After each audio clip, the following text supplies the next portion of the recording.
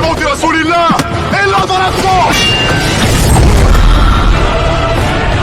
جئتك أؤمن بالله وبرسوله وبما جئت به. لقد أعذرت إليكم وأعذرتموني.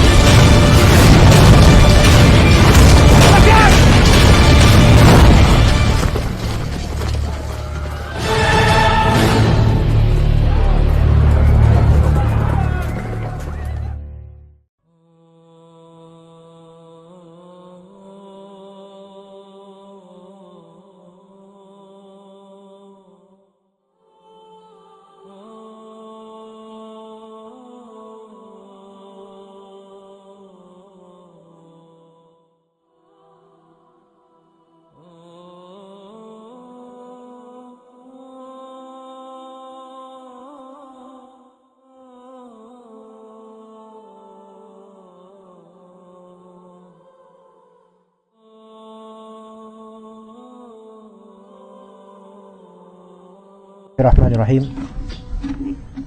Alhamdulillahirabbil alamin. Wassalatu wassalamu ala Rasulillahil karim Sayyidina Muhammadin wa ala alihi wa sahbihi ajma'in. Allahumma inna nas'aluka ilman nafi'a wa rizqan thayyiba wa amalan mutaqabbala. Allahumma amin. Baik, insyaallah pada kali ini adalah pertemuan ke-29 dari Zadul Ma'ad fi Hadi Khairil Ibad tentang sirah Nabi sallallahu alaihi wasallam,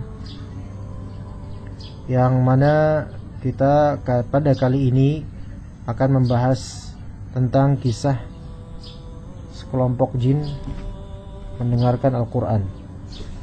Ya. Jadi ini hikmahnya besar sekali ya. Setelah Rasulullah sallallahu alaihi wasallam ditolak dakwahnya di Taif, diusir, disakiti, hikmahnya menjadi besar. Setelah itu ada kemudian hal-hal yang luar biasa. Di antaranya kemarin sudah kita ceritakan tentang Adas, seorang budak Nasrani yang masuk Islam dan mendapatkan hidayah karena melihat ketabahan Rasulullah SAW dan iba kepadanya, dan juga melihat bahwasanya Rasulullah ini memang benar, sampai tahu Nabi Yunus alaihissalam yang ada di kampungnya dahulu, nenek moyangnya ya. Juga sekarang perihal masuk Islamnya beberapa jin dan kemudian menyebar Islam tersebut di kalangan jin, yang Allah Subhanahu wa ta'ala hikayatkan di surat Al-Ahqaf. Nanti kalau misalnya kita tadabburi peristiwa ini, kita akan mendapatkan luar biasa. Kita akan mendapatkan kekuasaan Allah Subhanahu wa ta'ala. Jika Allah Subhanahu wa ta'ala menutup satu pintu rahmat, maka ketahuilah bahwasanya ada pintu rahmat lain yang Allah Subhanahu wa ta'ala bukakan, sebagaimana yang terjadi di hidup-hidup kita juga. Baik, kita lanjutkan. Kita mulai Zadul Ma'ad, kisah sekelompok jin mendengar Al-Quran. Masih dalam perjalanan kembali dari Taif menuju ke Mekah yang jaraknya sekian mil, saat berada di suatu kebun kurma, dipalingkan kepadanya sekelompok jin. Makanya dalam surat Al-Ahqaf, wa idh sarafna ilaika nafaram minal jinni yastami'una al-Qur'an, dipalingkan kepadanya sekelompok jin ya, terdiri dari 7 jin. Terdiri dari 7 jin, diriwayatkan dari kalangan nasibin. Wallahu taala alam untuk itu. Jadi ketika Nabi SAW keluar dari Taif menuju Mekah dengan kondisi pupus harapan karena penolakan Bani Thaqif di Taif, beliau terus berjalan sampai tiba di suatu kebun kurma di tengah malamnya. Beliau bangun tengah malam lalu sholat tahajud. Nah, pada saat itu ketika sholat ya Rasulullah SAW tentu mengeraskan suaranya dalam Al-Quran, tentang Al-Quran. Pada saat itu melintaslah beberapa orang dari kalangan jin, makhluk Allah dari kalangan jin melintas. dan mereka berjumlah 7. Ya. Nah, kesemuanya mendengarkan lantunan ayat Allah yang dibaca oleh Nabi kita Muhammad sallallahu alaihi wasallam. Ketika beliau telah menyelesaikan salatnya, ya, mereka langsung berbalik kembali kepada kaumnya untuk memberi peringatan. Tapi di sini mereka pun mendengarkan Al-Qur'an, lalu memeluk Islam. Ini kalangan pertama dari kalangan jin, ya, yang kemudian memeluk Islam. Ya. Jadi Rasulullah SAW setelah tahu mereka beriman, maka Rasulullah pun menjadikan mereka sebagai utusan terhadap kaum mereka. Jadi di sini Rasulullah SAW menugaskan jin-jin itu untuk menjadi da'i. Dan ini mungkin, dan bahkan ini kita pun telah melakukannya beberapa kali, yaitu sekelompok kalangan jin, kita semua atau kita waktu itu menugaskan mereka untuk berdakwah kepada kaumnya, ya. Bahkan pemuka jin pun ada yang alhamdulillah dengan izin Allah melalui kami masuk Islam, kemudian semua dari kaumnya yang entah berapa juta kemudian masuk Islam melalui pemuka kaum ini. Dan itu bukanlah hal yang mustahil. Bahkan yang mengingkarinya pun bisa jadi karena ketidaktahuan atau kecerobohan dalam menyalahkan. Sebagaimana Rasulullah, dan ini merupakan sunnah, yaitu kita berdakwah baik manusia maupun jin, namun kita tidak mencari jin-jin, ya, dan tidak perlu, dan bahkan mungkin tidak boleh, ya. Jadi ini dilegendakan oleh Allah Subhanahu wa taala di surat Al-Ahqaf.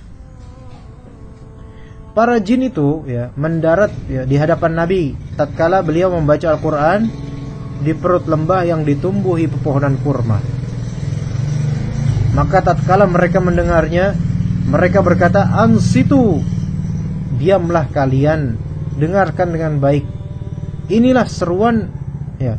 So di sini lihat, ketika orang-orang di Taif, orang-orang musyrikin di Taif, mereka menolak seruannya Nabi, justru Allah Subhanahu wa taala berkehendak makhluk-makhluk yang tidak tampak dari kalangan jin yang aslinya tidak tampak, justru makhluk-makhluk itulah yang menerima dakwahnya Rasulullah sallallahu alaihi wasallam. Bayangkan, ditolak oleh manusia, diterima oleh jin. Ya, ketika itu, ya. Dan jauh berbeda treatmentnya manusia Taif ketika itu dengan jin.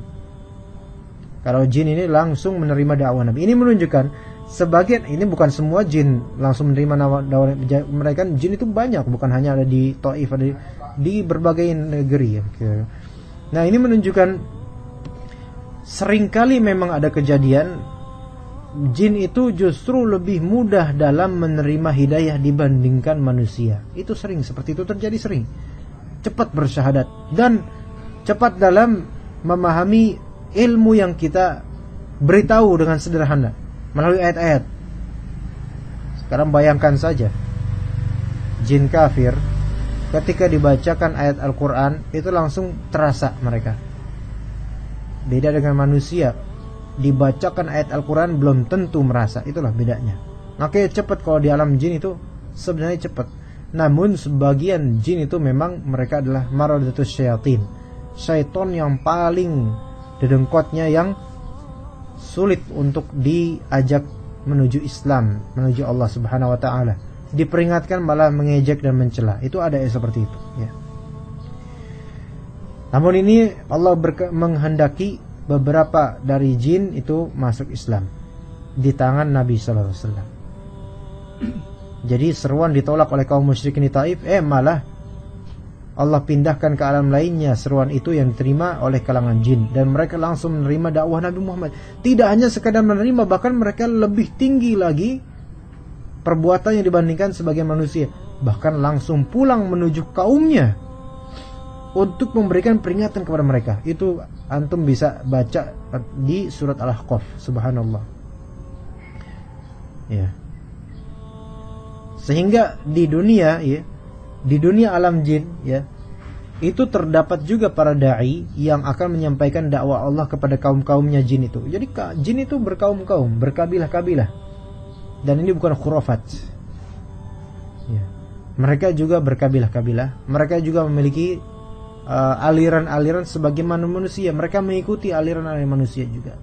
Di antara mereka ada yang Syiah, ada juga yang Mu'tazilah, ada juga yang memahami Allah dan sifat-sifatnya dengan batil. Itu adalah alam jin. Ada juga yang mengikuti tarekat sufiyah. Ya. Dan ada juga yang salafi. Ya. Enggak masalah, emang kenapa? Ya, jin namanya jin, mengikuti manusia mereka. Lifestyle-nya itu mengikuti manusia. Nah, sehingga nama Nabi Muhammad SAW selalu terkenang di hati para jin. Ya, bukan hati manusia saja, para jin pun juga terkenang. Makanya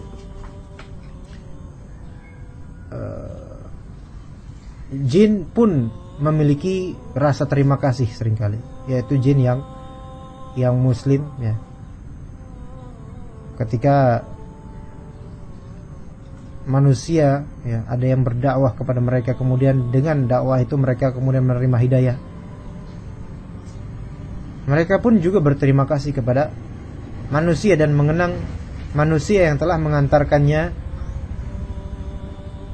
hidayah tersebut kepada mereka. Mereka pun berterima kasih. Namun apa daya, bahwasanya yang baik bagi manusia itu adalah tidak meminta bantuan kepada jin ya, melainkan bertawakal kepada Allah Subhanahu wa taala. Jikapun menginginkan adanya bantuan kepada jin, mintalah kepada Allah. Ya, mintalah kepada Allah untuk mengutus jin-jin itu. Tetapi baiknya kita benar-benar menyerahkan kepada Allah, terserah Allah mau perbuat apa ya. Jadi berhati-hatilah kita dalam bermuamalah dengan jin, melainkan baiknya kita tidak bermuamalah dengan mereka meskipun mereka muslim, karena hal ini tidak patut ya. Wallahu taala alam.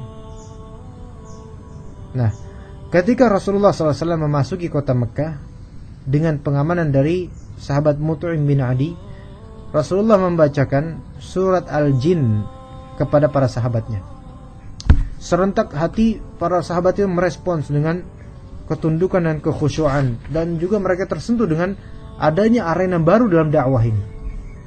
Mereka tidak sampai menyangka bahwasanya dakwahnya Rasulullah, dakwahnya panutan mereka ini juga sampai ke alam yang selama ini tidak mereka rasakan, tidak mereka lihat ya, walaupun mereka tahu. Jadi subhanallah, seolah-olah ini adalah pembukaan kemenangan, seolah-olah ini adalah pelipur lara. Setelah dinistakan oleh manusia, Allah Subhanahu wa taala angkat derajat Nabi kita sallallahu alaihi wasallam melalui dakwah beliau kepada para jin, dan itu semua kehendak Allah, tidak disetting oleh Rasul kita, melainkan itu adalah skenario takdir dari Allah yang maha kuasa, yang maha bijaksana, dengan kebijakan luar biasa dari Allah Subhanahu wa taala. Ya. Sehingga para sahabat ketika itu ya, mereka menjadi tahu bahwasannya mereka tidak sendirian di arena perjuangan dakwah. Bahwasanya di antara kalangan jin pun ada yang berjuang dakwah demi tegaknya Islam. Dan itu kita imani sampai sekarang. Ada di antara jin mereka berjihad fisabilillah melawan jin-jin kufar. Ada di antara jin mereka berdakwah, mengajar para jin lain. Ada di antara mereka dai-dai menuju surga.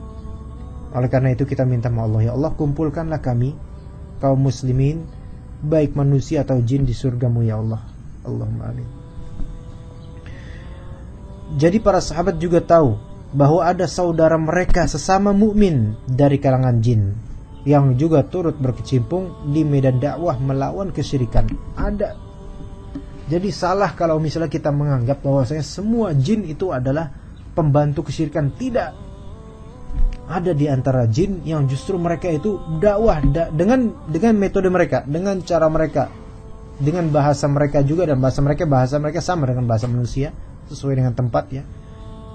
Dengan sikap mereka sendiri, yaitu berdakwah melawan jin-jin yang menjadi penyebab banyaknya manusia sesat. Ada seperti itu.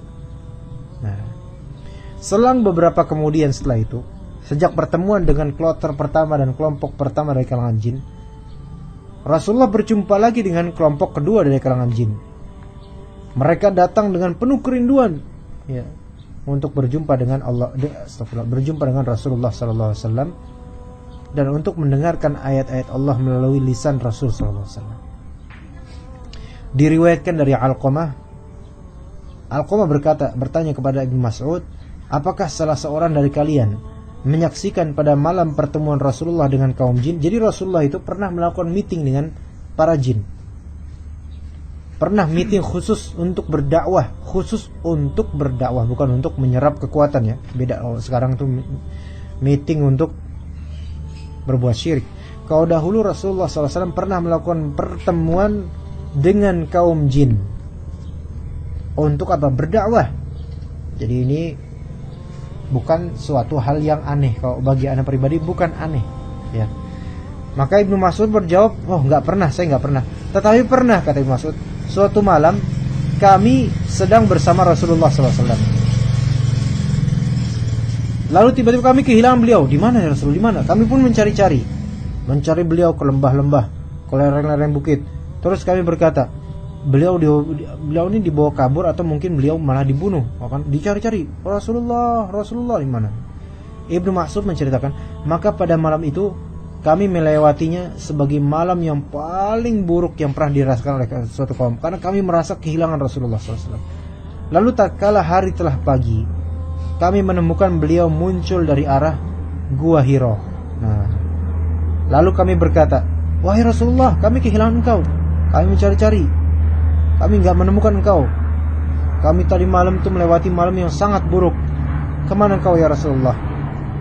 Maka apa kata Rasulullah SAW?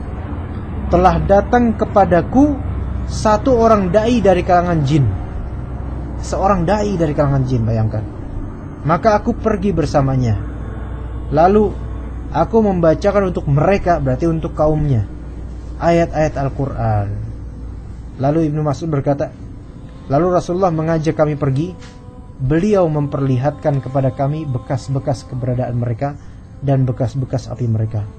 Lalu para sahabat bertanya kepada beliau mengenai makanan para jin. Sahabat bertanya, loh ya Rasulullah, jin itu makan apa sih?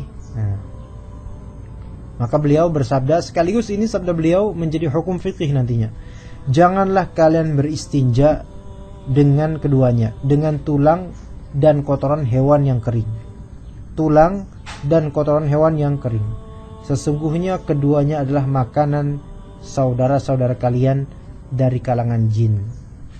Jadi saudara-saudara kalian berarti siapa nih? Kaum muslimin dari kalangan jin. Mereka memakan tulang dan juga kotoran hewan yang sudah kering. Kayak tahu ada beberapa kotoran besar gitu kan, kering udah, itu juga makanan jin. Tetapi kita tidak melihat tiba-tiba habis begitu saja, enggak. Itu bukan urusan kita itu. Dan tulang ya.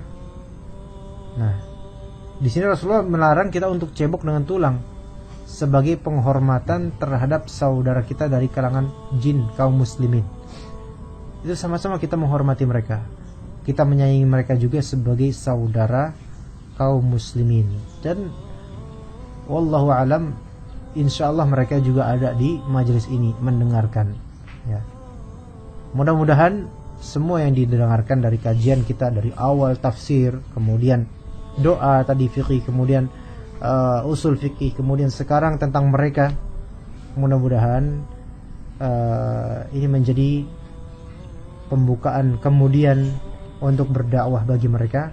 Saya meminta kepada Allah, ya Allah, jadikan mereka semua yang hadir di majelis ini dari kalangan jin untuk menyampaikan semua yang kami sampaikan di sini kepada kawan-kawannya dari kalangan jin yang masih kafir, sehingga semakin banyak ribuan jutaan saya memohon kepadamu ya Allah untuk masuk Islam melalui mereka semua. Allahumma amin. Atau melalui kami ya Allah.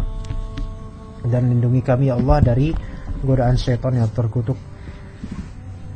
Baik, insyaallah itu adalah kajian ke-29 dari Zadul Ma'ad tentang kisah sekelompok jin mendengarkan Al-Quran. Dan ya Allah, saya meminta kepada Engkau Al-Jabbar, Al-Qadir, Al-Khaliq. Ya Allah, saya meminta kepada Engkau, datangkanlah mereka semua ya Allah, dari jin-jin yang baru masuk Islam maupun yang sudah lama masuk Islam, menuju ke majelis kami ini yang sederhana untuk mendengarkan ayat-ayat-Mu ya Allah dan penjelasan terhadap agama-Mu ya Allah. Sesungguhnya Engkau Maha Kuasa atas segala sesuatu, dan sesungguhnya itu adalah mudah bagi Engkau ya Allah, ya Rabbal Alamin, ya Rabbas Samawati wal Ardh. Subhanakallahumma bihamdika asyhadu an la ilaha illa anta astaghfiruka wa atubu ilaik. Walhamdulillahi rabbil alamin.